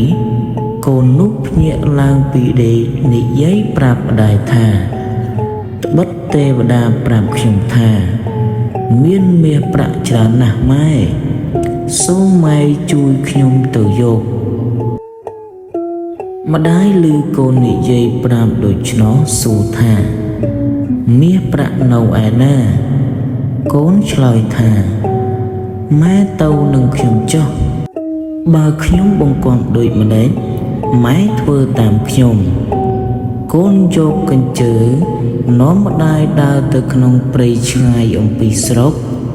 ហើយកូនយកកញ្ជើទៅគ្របលើដីប្រឹងសង្កត់ហើយស្រែកប្រាប់ម្ដាយថាម៉ែជួយសង្កត់ផងមាសប្រាក់នៅក្នុងដីនេះច្រើនណាស់ម៉ែសង្កត់ឲ្យជាប់ចុះខ្ញុំនឹងទៅរកចបជីកយកមកជីកមាសប្រាក់ម៉ែឯងនៅសង្កត់ឲ្យជាប់កុំលេងបើម៉ែលេងមាសប្រាក់នឹងបាត់អស់ទៅឯម្ដាយឮកូនថាដូច្នោះក៏ខំសង្កត់កញ្ជើនោះឲ្យកូនឯកូននោះត្រឡប់មកផ្ទះវិញចាប់ជ្រូកនោះយកមកកាប់ចំអិនជាអាហារបបួលអស់បងប្អូនអ្នកផ្ទះជិតខាងមកស៊ីផឹកស្រាលេងសប្បាយម្ដាយនៅចាំកូនឯព្រៃទន្ទឹងពុំឃើញមកឃ្លានបាយអស់កម្លាំងរយដៃរយជើងរបូតចេញពីកញ្ជើពុំឃើញមានអ្វីសោះលុះម្ដាយចាំយូរពេកនឹកថាកូនបញ្ឆោតហើយក៏លែងកញ្ជើចោលត្រឡប់មកផ្ទះវិញពេលមកដល់ផ្ទះឃើញកូនកំពុងតែស៊ីសាច់ជ្រូកផឹកស្រាលេងសប្បាយដូច្នោះក៏ខឹងនឹងកូនណាស់ហើយនិយាយនឹងប្អូនខ្លួនថាត្បិតកូននោះវាខូចណាស់ទុកចិញ្ចឹមមិនបានទេត្រូវឯងច្រកការ៉ុងយកទៅទម្លាក់ក្នុងទឹកសម្លាប់ទៅប្អូនឮដូច្នោះសួរទៅបងថាដំណើរដូចម្ដេចបានជាយកកូនច្រកការ៉ុងទៅចោលក្នុងទឹកសម្លាប់បងនិយាយប្រាប់ទៅប្អូនតាមដំណើរសពគ្រប់ថាវាចេះបញ្ឆោតអញឲ្យទៅក្នុងព្រៃថាទៅយកមាសប្រាក់ហើយឲ្យអញនៅចាំក្នុងព្រៃលុះត្រាតែដល់ថ្ងៃឃ្លានបាយស្ទើរតែនឹងដាច់ពោះឯវាមកកាប់ជ្រូកស៊ីផឹកស្រាលេងសប្បាយជ្រូកអញទៅមួយទុកលក់ឲ្យគេយកប្រាក់ចាយទេតាប្អូននោះក៏ទៅចាប់អាកុហកស៊ីច្រកការ៉ុងធំចងមាត់ការ៉ុងជួបល្អហ ហើយលើកលីយកទៅនឹងចោលក្នុងទឹកទន្លេលុះទៅដល់មាត់ទន្លេអាកុហកស៊ីនិយាយនឹងមាវាថាលោកមាអាណិតខ្ញុំមុខជាស្លាប់ហើយបើដូច្នេះសូមលោកមាអាណិតទៅយកក្បួនកុហកមកឲ្យខ្ញុំបន្តិចត្បិតខ្ញុំស្លាប់ទៅនឹងទៅជាឯឋានខ្មោចបើគ្មានក្បួនកុហកនឹងកុហកខ្មោចស៊ីពុំបានទេនោះនឹងដាច់ពោះស្លាប់ឯមាក្មួយអង្វរដូច្នោះក៏សួរទៅកាន់ក្មួយវិញថាក្បួនកុហកនោះនៅឯណាក្មួយប្រាប់ទៅមាថាខ្ញុំដាក់នៅលើធ្នឹមមាក៏ដាក់អាកុហកស៊ីទុកចោលនៅមាត់កំពង់ហើយត្រឡប់ទៅរកក្បួននិងយកមកឲ្យអាកុហកស៊ីវិញកាលនោះមានមនុស្សកាត់ឃ្លុំម្នាក់ដើរមកជិតអាកុហកស៊ីក៏ធ្វើនិយាយថាអញមកតមឃ្លុំក្នុងការុងនេះយូរថ្ងៃហើយមិនដឹងជាហើយឬនៅឃើញហាក់ដូចសះជាហើយមនុស្សល្ងងឮអាកុហកស៊ីថាតមឃ្លុំក្នុងការុងដូច្នោះដោយខ្លួនកើតឃ្លុំក៏សួរថាតមឃ្លុំក្នុងការុងនេះបានជាឬអាកុហកស៊ីប្រាប់ថាត្បិតខ្ញុំកើតឃ្លុំគេឲ្យតមក្នុងការុងនេះជាយូរថ្ងៃហើយមិនដឹងជាហើយឬនៅទេអាណិតស្រ័យមាត់ការុងឲ្យខ្ញុំបន្តិចមនុស្សឃ្លុំក៏ស្រ័យមាត់ការុងឲ្យអាកុហកស៊ីចេញមកអាកុហកស៊ីចេញពីការុងបោកខ្លួនមើលហើយប្រាប់ថាជាឃ្លុំហើយអាកំឡុងឮពីអាកុហកស៊ីតមឃ្លុំក្នុងការុងជាដូច្នោះក៏និយាយថាឲ្យគ្នាតមឃ្លុំផងអាកុហកស៊ីឮដូច្នោះអរណាស់គិតថាអញរស់ស្លាប់ហើយបានជាអាកំឡុងស្លាប់ជួបអាកុហកស៊ីប្រាប់កំឡុងថាបើឯងចង់ជាឃ្លុំឆាប់ត្រូវកាន់ដំណំឲ្យជាប់គុំនិយាយស្ដីនឹងអ្នកណាឲ្យសោះបើអ្នកណាមកសួរក្ដីមកជេរមកវាដូចម្ដេចត្រូវកុំនិយាយកុំស្ដីខំកាន់ត្រណមឲ្យខ្ជាប់ទើបបានជាឆាប់អាកំឡុងឮអាកុហកស៊ីថាដូច្នោះក៏ទទួលចាំហើយចូលទៅក្នុងការុងអាកុហកស៊ីចងមាត់ការុងជាប់ហើយរត់បាត់ទៅមាននោះរកដំរាអាកុហកស៊ីពុំឃើញដឹងថាអាកុហកស៊ីបញ្ឆោតខ្លួនខឹងណាស់ក៏នឹកក្នុងចិត្តថាបើអញទៅដល់អញនឹងទម្លាក់សម្លាប់វាទៅក្នុងទឹកឲ្យស្លាប់ភ្លាមហើយខំដើរទៅដល់ហើយក៏ស្ទុះចូលទៅដល់វាអាកំឡុងដោយស្មានថាជាអាកុហកស៊ីអាកំឡុងខំអត់ព្រោះចង់ជាឃ្លុំលុះវាធាក់អស់ចិត្តហើយមាននោះក៏លើកការុងបោះទៅក្នុងទឹកឲ្យស្លាប់ឯអាកុហកស៊ីរត់រួចពីនេះទៅជួបនឹងមនុស្សកុហកម្នាក់ចេះកុហកដូចគ្នាកំពុងតែមុជទឹកអាកុហកនោះឃើញអាកុហកស៊ីកំពុងដើរទៅពីចម្ងាយក៏ធ្វើជាងុជទឹកយូរបន្តិចងើបឡើងហើយលើអាកាសឡើងបង្ហាញថាអញងុជទឹកទៅខាងក្រោមមានគេលេងបៀអញលេងឈ្នះបានប្រកាសច្រើនណាស់ប៉ុន្តែយកមិនរួចយកបានតែមួយក្រសោបប៉ុណ្ណោះអាកុហកស៊ីឮដូច្នោះក៏ជឿគិតស្មានថាមែនហើយក៏ផ្លាស់សម្ពុតលោតចុះទៅក្នុងទឹកខ ខំមួយទៅទង្គិចក្បាលនឹងគល់ឈើបែកឈាមដឹងខ្លួនថាគេជាមនុស្សកុហកក៏នឹកក្នុងចិត្តឃើញឧបាយកលកុហកវិញហើយងើបឡើងនិយាយទៅកាន់នឹងអាដែលបញ្ឆោតនោះថាអ្នកអើយ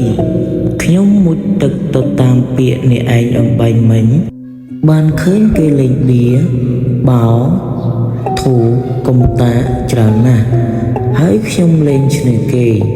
បានប្រកាសជាច្រើនខ្ញុំទាពីគេថាឲ្យមកទាពីអ្នកឯងនេះតែខ្ញុំមិនព្រមខ្ញុំចេះតែទាគេខឹងនឹងខ្ញុំគេវាយខ្ញុំបែកក្បាលហើយគេថាឲ្យខ្ញុំមកយកពីអ្នកឯងបើអ្នកមិនជឿអ្នកមើលក្បាលខ្ញុំបែកនេះចោះអាកុហកនោះ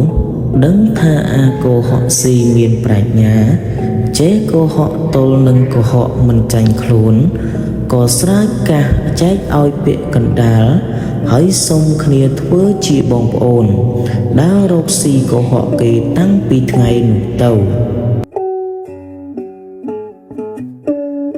រឿងអាកុហកស៊ីក៏ចប់ត្រឹមនេះ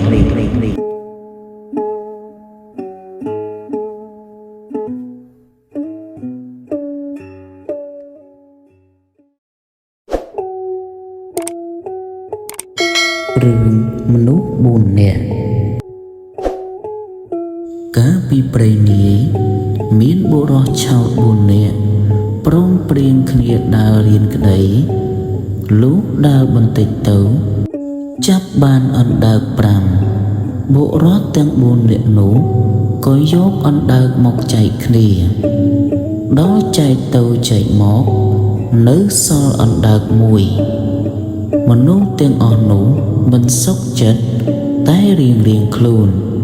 ក៏ចែកគ្នាម្ដងទៀតចែកទៅចែកមកសល់អណ្ដើក1ដដែលមិនដឹងគិតធ្វើដូចម្ដេចបុរសទាំង4នាក់នោះទាល់គំនិតក៏អង្គុយមើលមុខគ្នាធ្វើភ្នែកក្រឡងឡងក្នុងវេលានោះមានបុរសម្នាក់ទៀតដើរទៅកាន់ទីនោះប្រទះនឹងមនុស្សទាំង4នាក់នោះក៏ឈរមើលគេចែកអណ្ដើកគ្នាហើយបុរសនោះឃើញឆោតដូច្នោះក៏សើចហើយនិយាយនឹងបុរស4នាក់នោះមើលទៅអ្នកដូចជាមិនសូវប្រសប់សោះបុរស4នាក់គ្រាន់តែឮសម្ដីប៉ុណ្ណោះក៏និយាយថាអោលោកបើលោកចេះអាណិតមកចែកឲ្យយើងបន្តិចបុរសនោះឮដូច្នោះក៏ដើរចូលអង្គុយជិតចាប់អណ្ដើក5នោះមកហើយរើសមើលអណ្ដើកណាដែលធំជាងគេយកមកទ្របអង្គុយនៅសល់អណ្ដើក4ក៏ចែកឲ្យបុរសទាំង4នាក់នោះមួយម្នាក់បុរសទាំង4នាក់ក៏សុខចិត្តរៀងខ្លួនហើយអ្នកទាំងអស់គ្នាសួរគេថាអ្នកមើលទៅប្រហែលជាអ្នកចេះក្តីបុរសនោះឆ្លើយថាខ្ញុំចេះបុរសទាំង4នាក់ក៏តបទៅវិញថាអោបើអ្នកចេះក្តីសូមមេត្តាប្រាប់យើងផងបុរសម្នាក់នោះធ្វើឆ្លើយបើអ្នកចូលចិត្តឲ្យខ្ញុំប្រាប់ត្រូវអ្នកទន្ទិញតាមខ្ញុំបុរស4នាក់ឆ្លើយថាបាទហើយបុរសនោះប្រាប់ឲ្យអ្នកទាំង4នាក់នោះឲ្យទន្ទិញរៀងខ្លួនគឺប្រាប់បុរសទី1ថាទំពួកវាទៅភ្នៅវាមកប្រាប់ទៅបុរសទី2ថាមានប្រឡាយទៅទឹកវាហូរប្រាប់ទៅបុរសទី3ថាមានសម្រាមទៅឆ្កែវិជុំបន្ទាប់មកប្រាប់បុរសទី4ថាមែនទៅគេថា បុរស4នាក់ក៏ទន្ទិញពាក្យនេះចេះចាំគ្រប់គ្នាទៅហើយបុរស4នាក់នោះនាំគ្នាទៅឆ្ងាយទៅបានដល់ភូមិមួយនឹងរកផ្ទះសំបែងសំណាក់ក៏គ្មានលុះបន្តិចទៅបានប្រទះនឹងយាយចាស់មេម៉ាយម្នាក់ក៏និយាយសុំផ្ទះយាយចាស់នោះសំណាក់គាត់ក៏ព្រមឲ្យហើយបុរសនោះនាំគ្នាទាំង4នាក់សំណាក់នៅផ្ទះយាយនោះទៅយប់នោះអ្នកទាំង4ក៏នាំគ្នាទន្ទិញពាក្យក្តីដែលបុរសម្នាក់នោះប្រាប់ទន្ទិញមិនឈប់មិនឈរទល់តែភ្លឺយាយចាស់ខឹងណាស់ព្រឹកឡើងគាត់ទៅប្តឹងមេស្រុកយប់មិញនោះមានបុរស4នាក់មកសុំផ្ទះខ្ញុំសំណាក់បុរសទាំង4នាក់ចេះតែនិយាយទន្ទិញទាល់តែភ្លឺតែមិនដឹងពាក្យថាដូចម្ដេចស្ដាប់មិនបានសោះខ្ញុំខានដេកវល់ព្រឹកហេតុនេះខ្ញុំមកប្តឹងលោកសូមលោកហៅមនុស្សទាំង4នាក់នោះមកជំនុំជម្រះឲ្យខ្ញុំមេស្រុកបានស្ដាប់ក៏ឲ្យបម្រើទៅហៅបុរសទាំង4នាក់នោះមកហើយសួរថាហេតុដូចម្ដេចបានជាឯងទន្ទិញអ្វីទាល់តែភ្លឺរកតែយាយចាស់គាត់ដេកពូនពុំបានចុះដែលឯងទន្ទិញនោះតើទន្ទិញពីអ្វីបុរសទាំង4នាក់នោះឆ្លើយថាខ្ញុំទន្ទិញពាក្យក្តីមេស្រុកបង្គាប់ទៅទៀតថាចូលឯងរកគ្នាសូត្រពាក្យនោះម្ដងម្នាក់ទៅមើលអញនឹងស្ដាប់បុរសទី1ថាទំពួកវាទៅទើបភ្នៅវាជ្រុះបុរសទី2ថាមានប្រឡាយទើបទឹកវាហូរបុរសទី3ថាមានសម្រាមទើបឆ្កែវាជុះចំណែកបុរសទី4ថាមែនទើបគេថាស្ដាប់ពាក្យនោះហើយមេស្រុកក៏កាត់សេចក្តីថាឯងទាំង4នាក់ត្រូវនៅជាមួយខ្ញុំបម្រើយាយចាស់នេះបុរសអស់នោះក៏ទៅនៅធ្វើជាខ្ញុំបម្រើយាយចាស់នោះទៅយាយចាស់នោះគាត់ប្រើឲ្យធ្វើការសពសារពើរាល់តែថ្ងៃលុះនៅនឹងយាយនោះបាន3-4ខែទៅ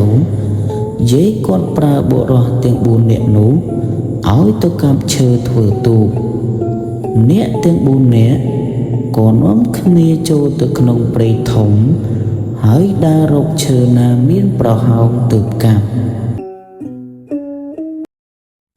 លុះចូលទៅក្នុងព្រៃជ្រៅ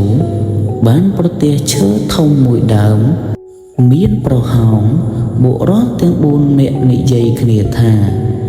យើងបានប្រទះឈើប្រហោងហើយយើងត្រូវនាំគ្នាកាប់ឈើនេះបុរសទាំង4នាក់មូលមាត់គ្នាក៏កាប់រំលំឈើប្រហោងនោះ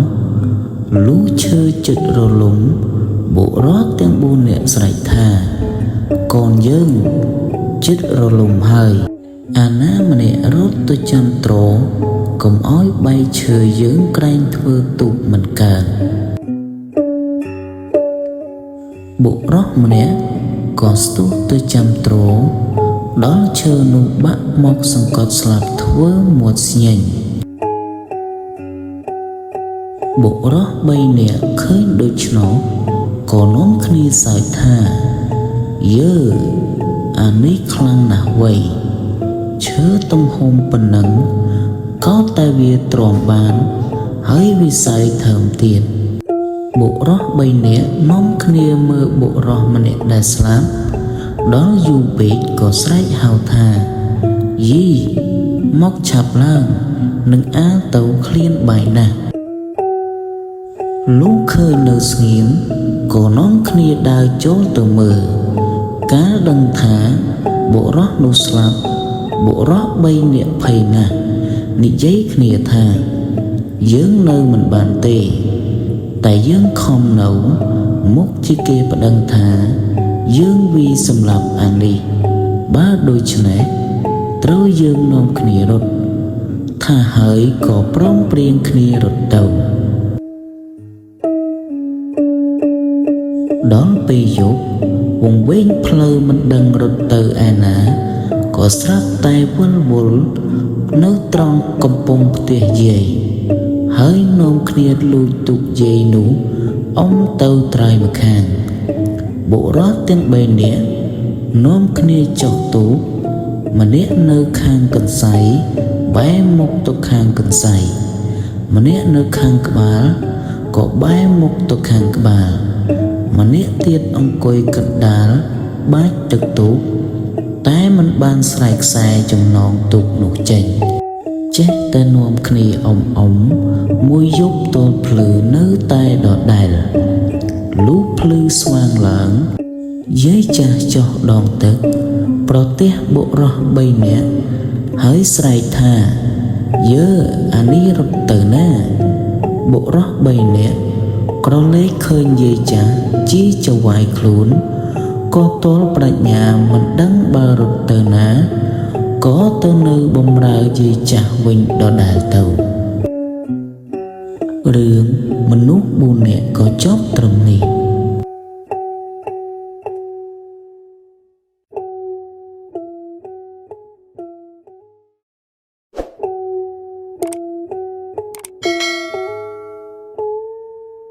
rừng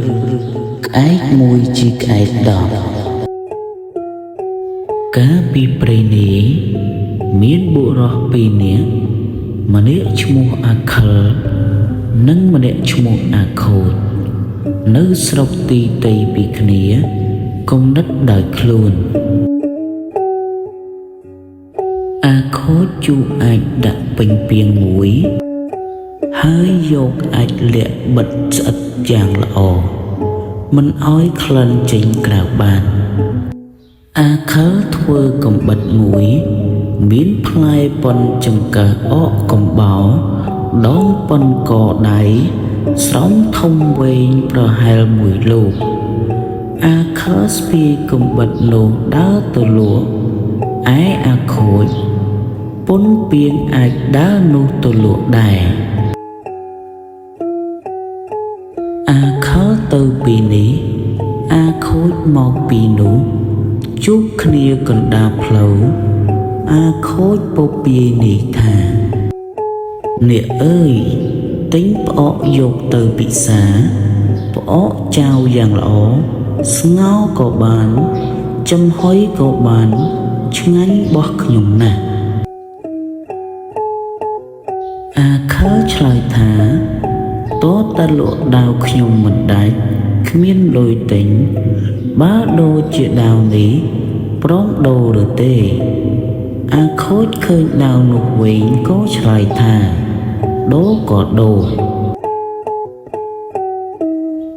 khá prokol oi khối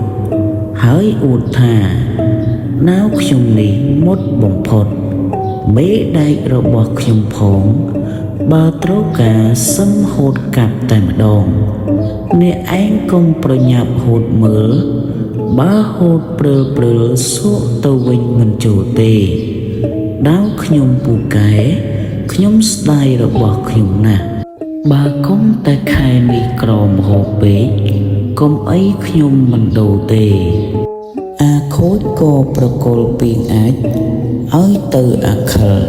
hái hàm thà bỏ khnhung cố anh chẳng đài đón bê xì sống bạc dục một chùm hồi công á bạc mờ cái vì soi rối bang cái vì thùng khmỏ xí mình toàn ó vía tôi chỉ khăn chánh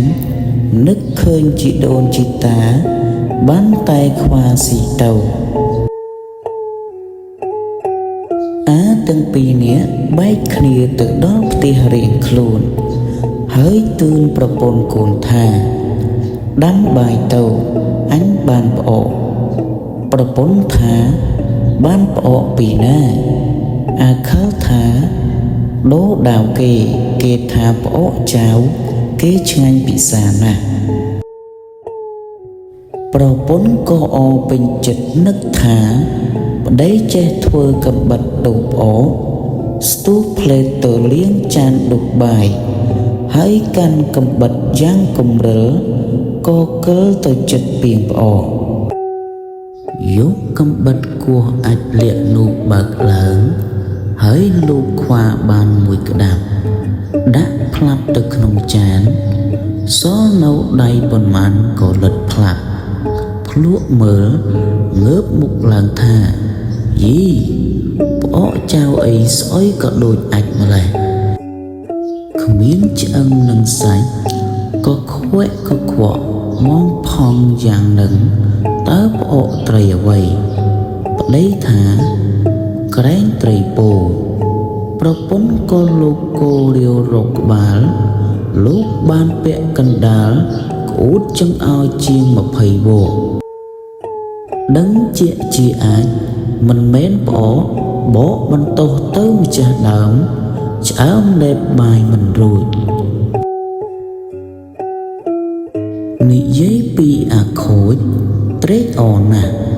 ដើរទៅដល់ផ្ទះអ៊ូតប្រាប់ប្រពន្ធថាអាចមួយពីងដូរបានដាវមួយដែរទទួលខឹងនឹងឆ្កែវានោមច្រាស់ស្លឹកគ្រៃកន្ត្រាក់ដាវលោតទៅដល់ដីបំរុងនឹងកាប់ឆ្កែសម្លាប់ក៏ចាប់ដងដាវហូតខ្វាច់ឃើញផ្លែដាវនោះខ្លីកំពេចគេចឡើងលើផ្ទះបង្ហាញប្រពន្ធមើលហើយសើចទាំងពីរនាក់សើចហើយប្រពន្ធប្រាប់ថាប្រាជ្ញាអានោះស្មើនឹងអញទៅបបួលវាធ្វើសម្លាញ់ក្រន់រកស៊ីពីរនាក់នឹងបានមាសប្រាក់ដោយងាយលូទៅប្រទេសនឹងអាខិល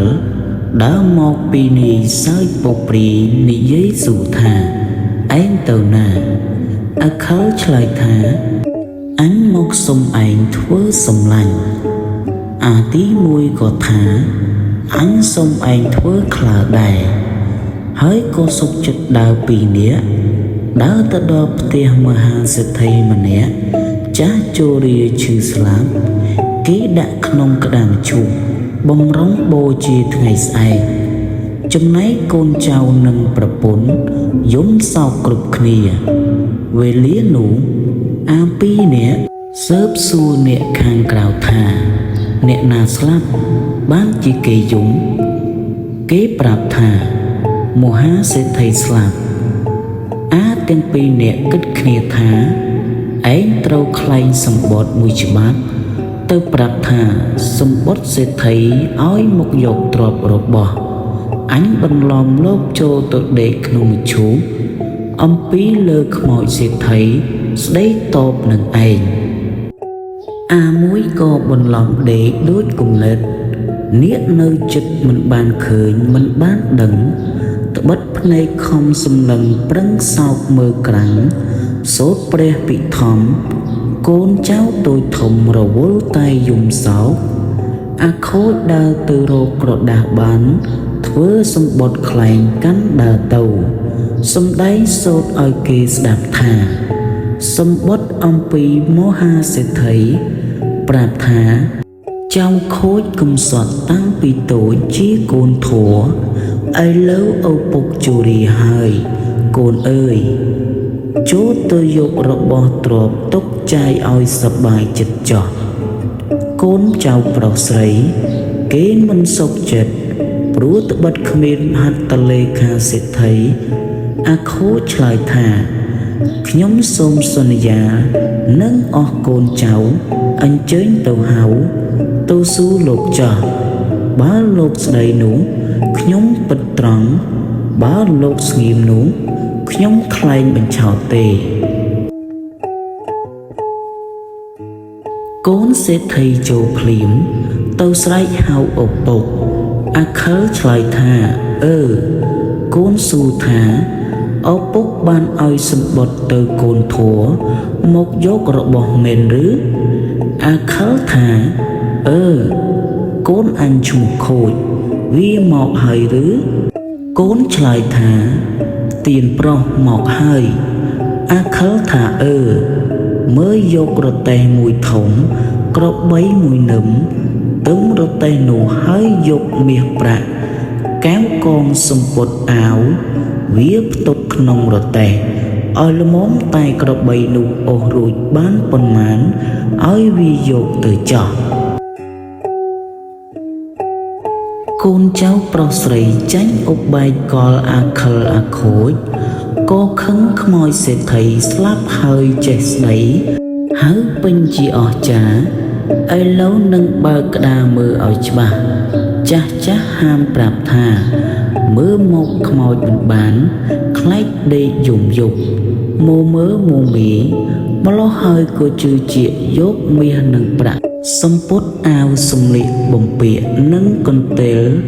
ពូខ្នល់ខ្នើយហើយថែមតុកថាចានល្អ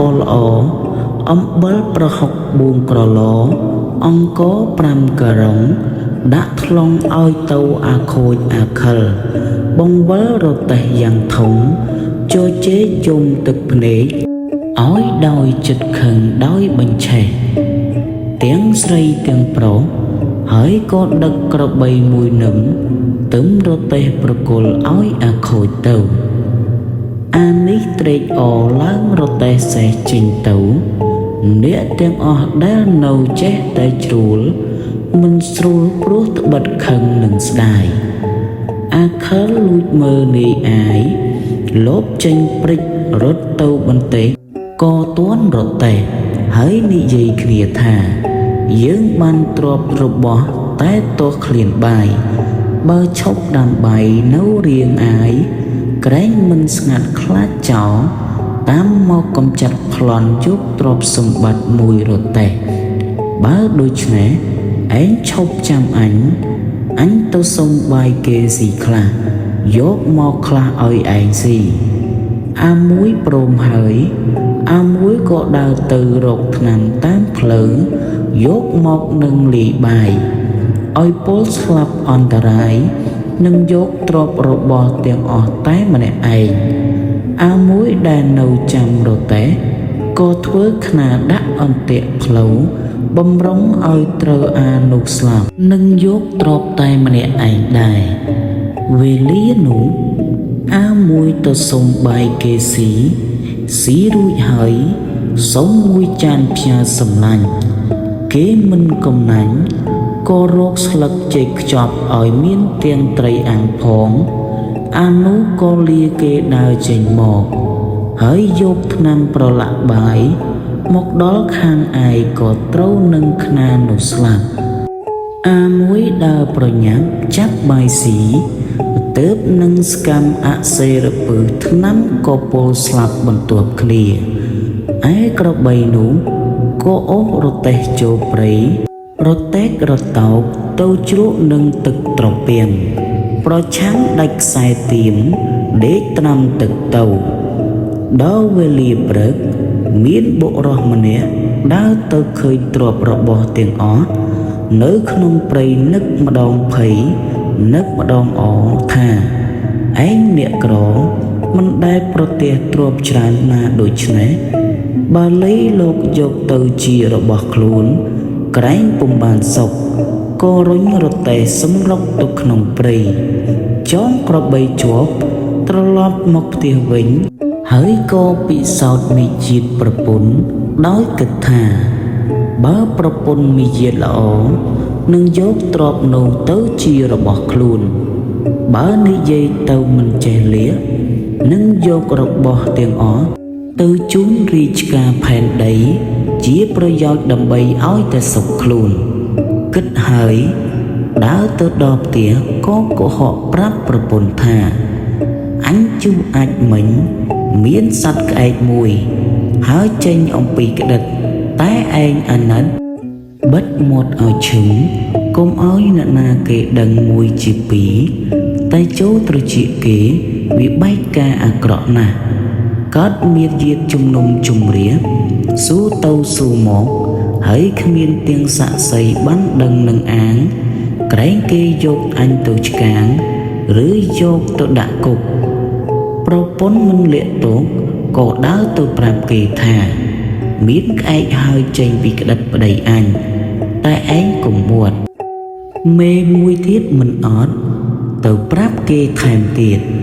ក្អែក5មើលលើមួយតគ្នាដរាបដល់ក្អែក10រឿងនោះក៏ជ្រួតជ្រាបទៅដល់ព្រះមហាក្សត្រព្រះមហាក្សត្រទ្រង់ចាត់ប្រើរាជអាមាត្យឲ្យស្រាវជ្រាវរកដល់បុរសនោះក៏ថ្វាយបង្គំគាល់ស្ដេចទ្រង់ឆ្ងល់ត្រាស់សួរថាមែនឬមិនមែនបុរសក្រាបទូលថាទូលព្រះបង្គំជាខ្ញុំកុហកប្រពន្ធចង់ដឹងចិត្តព្រោះត្បិតឃើញទ្រព្យច្រើនបុរសនោះរៀបរាប់ក្រាបទូលដូចខាងលើហើយក្រាបបង្គំលាទៅទឹមរទេះយកទ្រព្យមកថ្វាយស្ដេចទ្រង់ព្រះរាជទានឲ្យបុរសនោះពាក្យកណ្ដាលដាក់ឃ្លាំងធ្វើផ្ទះកុំដាក់ចិន្ដើលាស់ខ្ញុំប្រើកុំឲ្យបាយស៊ីរឿងក្អែកមួយជាក្អែក10ក៏ចប់ត្រឹមនេះ